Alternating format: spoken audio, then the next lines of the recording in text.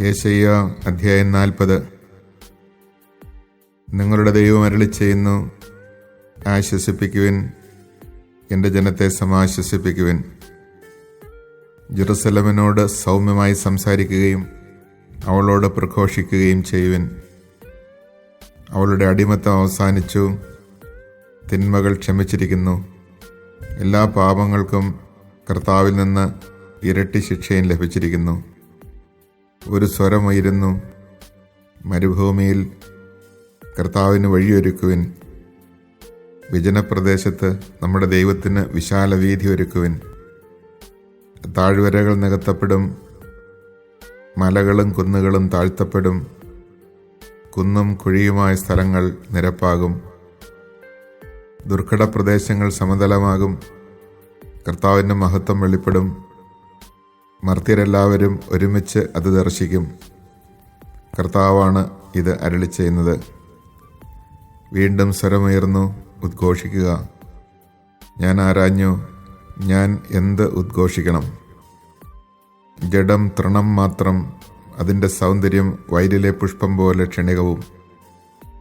കർത്താവിൻ്റെ ശ്വാസമേൽക്കുമ്പോൾ പുല്ല് കരിയുകയും പുഷ്പം വാടിപ്പോവുകയും ചെയ്യും. മനുഷ്യൻ പുല്ല് മാത്രം. പുല്ല് കരിയുന്നു, പുഷ്പം വാടുന്നു. നമ്മുടെ ദൈവത്തിൻ്റെ വചനമാകട്ടെ എന്നേക്കും നിലനിൽക്കും. സദ്വാർദ്ധയുമായി വരുന്ന സിയോനെ, ഉയർന്ന മലയിൽ കയറി ശക്തിയോടെ സ്വരമുയർത്തി പറയുക. സദ്വാർദ്ധയുമായി വരുന്ന ജെറുസലേമേ, നിർഭയം വിളിച്ചു പറയുക. യൂദായുടെ പട്ടണങ്ങളോട് പറയുക, ഇതാ നിങ്ങളുടെ ദൈവം, ഇതാ ദൈവമായ കർത്താവ് ശക്തിയോടെ വരുന്നു. അവിടുന്ന് കരബലത്താൽ ഭരണം നടത്തുന്നു. സമ്മാനം അവിടുത്തെ കയ്യിലുണ്ട്, പ്രതിഫലവും അവിടുത്തെ മുൻപിലുണ്ട്. ഇടയനെ പോലെ അവിടുന്ന് തൻ്റെ ആട്ടിൻകൂട്ടത്തെ മേയിക്കുന്നു. അവിടുന്ന് ആട്ടിൻകുട്ടികളെ കരങ്ങളിൽ ചേർത്ത് മാറോടണച്ച് തള്ളയാടുകളെ സാവധാനം നയിക്കുന്നു.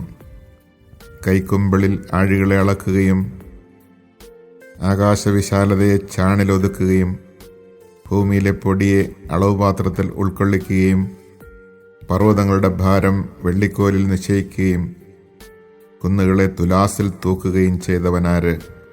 കർത്താവിൻ്റെ ആത്മാവിനെ നിയന്ത്രിക്കാൻ ആരുണ്ട്? ഏത് ഉപദേശകൻ അവിടത്തേക്ക് പ്രബോധനം നൽകി? ആരോട് അവിടുന്ന് ഉപദേശം തേടി? നീതിയുടെ പാത അവിടുത്തെ പഠിപ്പിക്കുകയും അവിടത്തേക്ക് ജ്ഞാനം പകർന്നുകൊടുത്ത് അറിവിൻ്റെ മാർഗം നിർദ്ദേശിക്കുകയും ചെയ്തത് ആര്? ജനതകൾ അവിടത്തേക്ക് തൊട്ടിയിൽ ഒരു തുള്ളി വെള്ളം പോലെയും വെള്ളിക്കോലിൽ പൊടി പോലെയുമാണ്. ദ്വീപുകളെ അവിടുന്ന് നേർത്ത പൊടി പോലെ കരുതുന്നു. ലബനോൻ വിറകിന് തികയുകയില്ല. അവിടെയുള്ള മൃഗങ്ങൾ ഒരു ദഹനബലിക്ക് മതിയാവുകയില്ല. അവിടുത്തെ മുൻപിൽ ജനതകളൊന്നുമല്ല.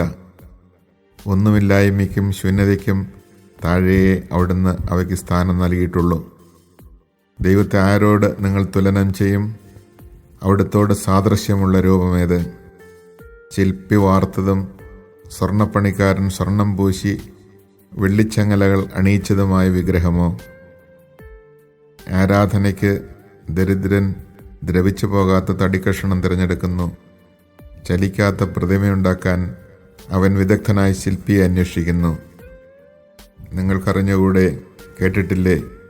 ആരംഭം മുതൽക്കേ നിങ്ങളോടത് പറഞ്ഞിട്ടില്ലേ? ഭൂമിയുടെ അടിസ്ഥാനങ്ങളിൽ നിന്ന് നിങ്ങൾ ഗ്രഹിച്ചിട്ടില്ലേ? ഭൂമിക്ക് മുകളിൽ ആകാശവിധാനത്തിന് ഉപരിഭൂഷണനായിരിക്കുന്നവനാണ് അവിടുന്ന്. ഭൂവാസികൾ വിട്ടലുകൾക്ക് തുല്യരാണ്. അവിടുന്ന് ആകാശത്തെ തിരശീല പോലെ നിവർത്തുകയും കൂടാരം പോലെ വിരിക്കുകയും ചെയ്യുന്നു. അവിടുന്ന് ഭൂമിയിലെ പ്രഭുക്കന്മാരെ ഇല്ലാതാക്കുകയും ഭരണാധിപന്മാരെ ശൂന്യരാക്കുകയും ചെയ്യുന്നു. നട്ടയുടനെ, വിതച്ചയുടനെ, വേരെടുത്തയുടനെ അവിടുത്തെ നിശ്വാസത്തിൽ അവ കരിഞ്ഞു പോകുന്നു. വൈക്കോലിനെ എന്ന പോലെ കൊടുങ്കാറ്റ് അവയെ പറത്തിക്കളയുന്നു. ആരോട് നിങ്ങൾ എന്നെ ഉപമിക്കും? ആരോടാണ് എനിക്ക് സാദൃശ്യം എന്ന് പരിശുദ്ധനായവൻ ചോദിക്കുന്നു. നിങ്ങൾ കണ്ണുയർത്തി കാണുവിൻ, ആരാണിവയെല്ലാം സൃഷ്ടിച്ചത്? പേര് ചൊല്ലി വിളിച്ച് അവയുടെ ഗണത്തെ എണ്ണമനുസരിച്ച് പുറത്തു കൊണ്ടുവരുന്നവൻ തന്നെ. അവിടുത്തെ ശക്തിയുടെ മഹത്വവും പ്രഭാവവും മൂലം അവയിലൊന്നുപോലും നഷ്ടപ്പെടുന്നില്ല. യാക്കോബേ, ഇസ്രായേലേ, എൻ്റെ വഴികൾ കർത്താവിൽ നിന്ന് മറഞ്ഞിരിക്കുന്നു. എൻ്റെ അവകാശം ദൈവം കണക്കിലെടുക്കുന്നില്ല എന്ന് നീ പരാതി പറയുന്നത് എന്തുകൊണ്ടാണ്? നിങ്ങൾക്കറിഞ്ഞുകൂടെ? നിങ്ങൾ കേട്ടിട്ടില്ലേ? കർത്താവ് നിത്യനായ ദൈവവും ഭൂമി മുഴുവൻ്റെയും സൃഷ്ടാവുമാണ്. അവിടുന്ന് ക്ഷീണിക്കുകയോ തളരുകയോ ഇല്ല. അവിടുത്തെ മനസ്സാഗ്രാഹ്യമാണ്. തളർന്നവന് അവിടുന്ന് ബലം നൽകുന്നു, ദുർബലന് ശക്തി പകരുകയും ചെയ്യുന്നു. യുവാക്കൾ പോലും തളരുകയും ക്ഷീണിക്കുകയും ചെയ്തേക്കാം. ചെറുപ്പക്കാർ ശക്തിയേറ്റ് വീഴാം. എന്നാൽ ദൈവത്തിൽ ആശ്രയിക്കുന്നവർ വീണ്ടും ശക്തി പ്രാപിക്കും. അവർ കഴുകന്മാരെ പോലെ ചിറകടിച്ചുയരും. അവർ ഓടിയാലും ക്ഷീണിക്കുകയില്ല, നടന്നാൽ തളരുകയുമില്ല.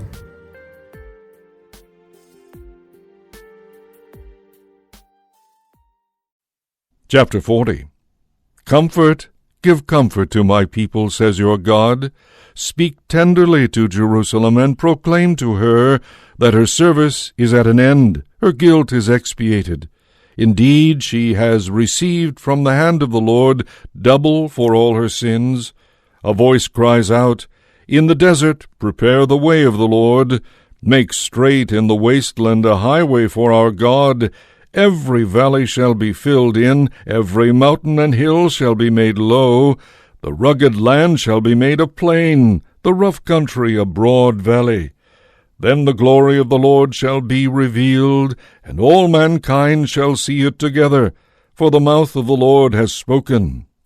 A voice says, "Cry out." I answer, "What shall I cry out?" All mankind is grass, and all their glory like the flower of the field. The grass withers, the flower wilts, when the breath of the Lord blows upon it. So then the people is the grass. Though the grass withers and the flower wilts, the word of our God stands forever. Go up unto a high mountain, Zion, herald of glad tidings. Cry out at the top of your voice, Jerusalem, herald of good news. Fear not to cry out and say to the cities of Judah, "Here is your God." Here comes with power the Lord God who rules by his strong arm. Here is his reward with him, his recompense before him. Like a shepherd he feeds his flock. In his arms he gathers the lambs, carrying them in his bosom, and leading the ewes with care. Who has cupped in his hand the waters of the sea, and marked off the heavens with a span?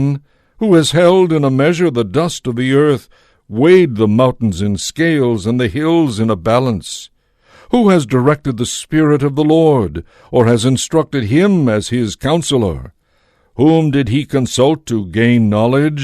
Who taught him the path of judgment, or showed him the way of understanding?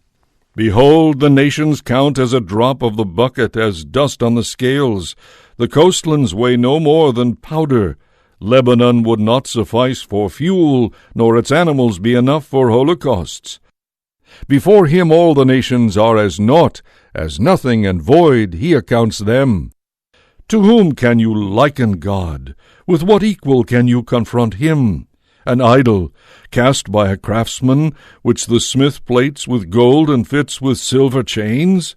Mulberry wood, the choice portion, which a skilled craftsman picks out for himself, choosing timber that will not rot to set up an idol that will not be unsteady? One man helps another, one says to the other, "Keep on."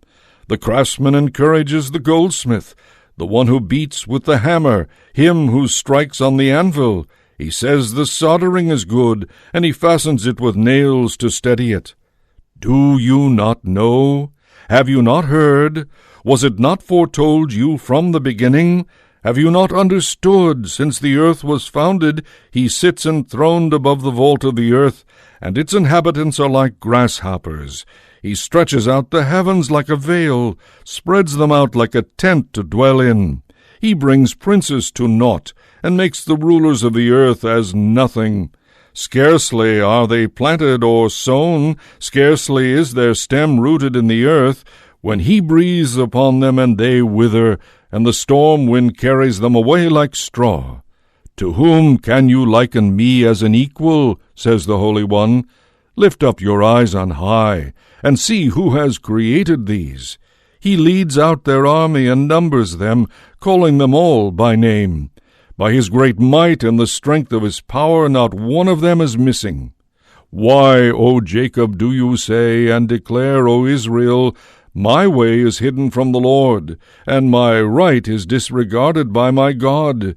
Do you not know, or have you not heard? The Lord is the eternal God, creator of the ends of the earth. He does not faint nor grow weary, and his knowledge is beyond scrutiny. He gives strength to the fainting, for the weak he makes vigor abound. Though young men faint and grow weary, and youths stagger and fall, they that hope in the Lord will renew their strength. They will soar as with eagles' wings. They will run and not grow weary, walk and not grow faint.